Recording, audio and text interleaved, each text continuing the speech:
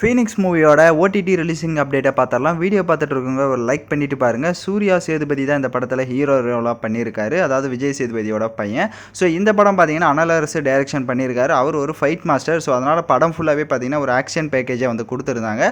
So இந்த படம் பார்த்தீங்கன்னா தேட்டரில் அந்தளவுக்கு பர்ஃபார்ம் பண்ணல. ஃபஸ்ட்டு 1 வீக் வந்துட்டு நல்லா போச்சு. அது வந்து விஜய் சேதுபதினால ஓடிச்சு.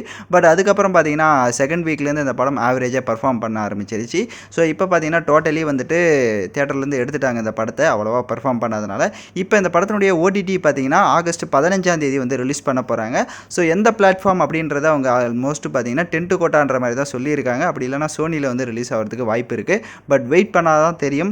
ஸோ நீங்கள் இந்த படத்தை தேட்டரில் பார்த்துருந்தீங்க அப்படின்னா எப்படி இருந்ததுன்னு கமெண்ட் பண்ணுங்கள். ஸோ சூர்யா சேதுபதியோட ஆக்டிங் எல்லாமே நல்லா இருந்தது. அப்புறமா அந்த உள்ள நிறையா சீன்ஸ் எல்லாமே ரிலீஸ் பண்ணியிருந்தாங்க. அதுவும் பார்க்குறதுக்கு இன்ட்ரெஸ்டிங்காக தான் இருந்தது.